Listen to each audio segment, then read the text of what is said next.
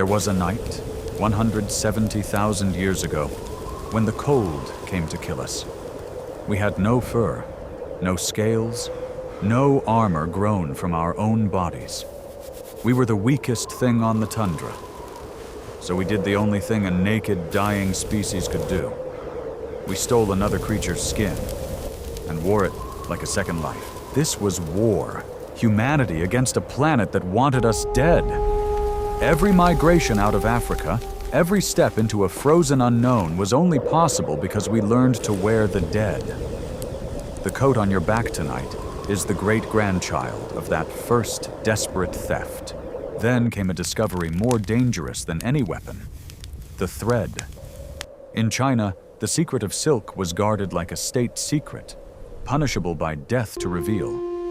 Cloth had become power, and power, once woven, does not stay hidden for long. A single garment could now announce a king, or condemn a slave. What you wore was no longer a shield from the cold.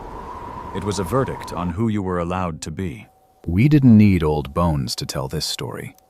We needed something smaller, something that has fed on us in secret for 100,000 years.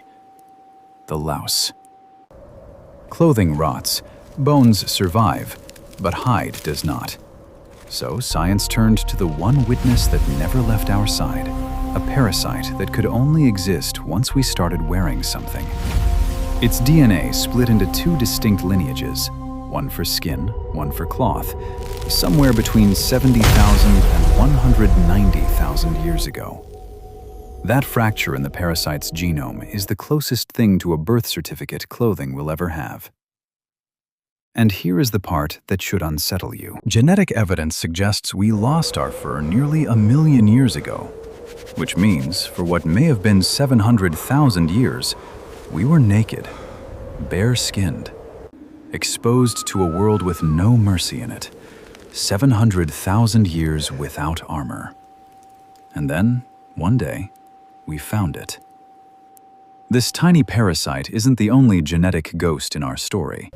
Its cousin tells a stranger tale, a second species of louse found only in one place on the human body that came from an animal we never should have shared parasites with at all. DNA shows it crossed from gorillas into our ancestors over 3 million years ago, likely from sleeping in their nests or scavenging what they left behind.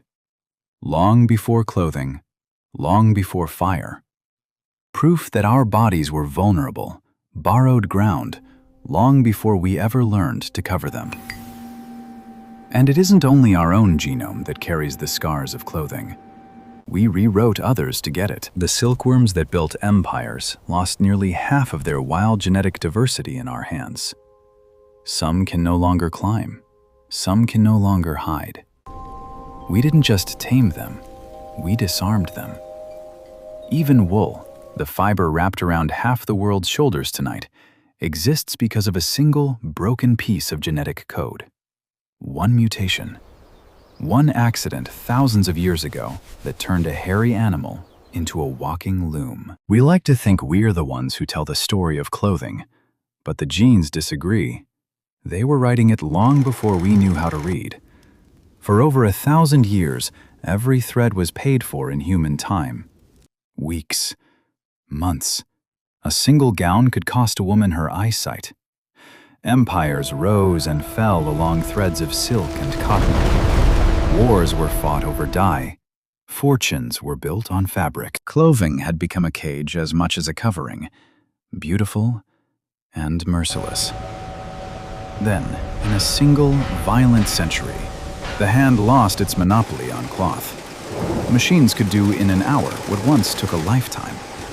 Clothing, for the first time, belonged to everyone, not just kings.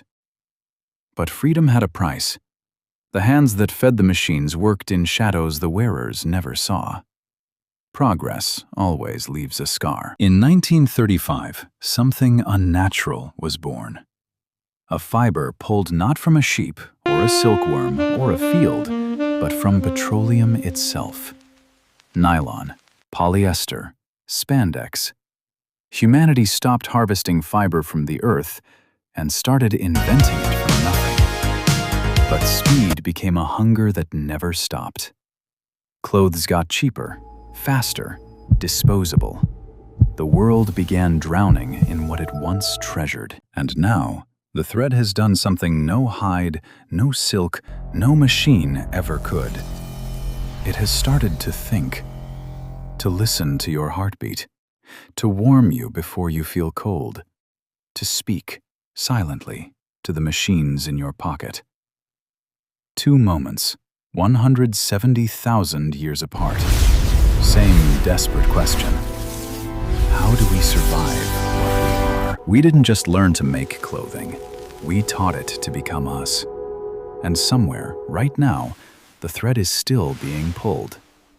And somewhere, right now, the thread is still being pulled. If you enjoyed this journey through the history of what we wear, stay tuned for more documentaries like this one.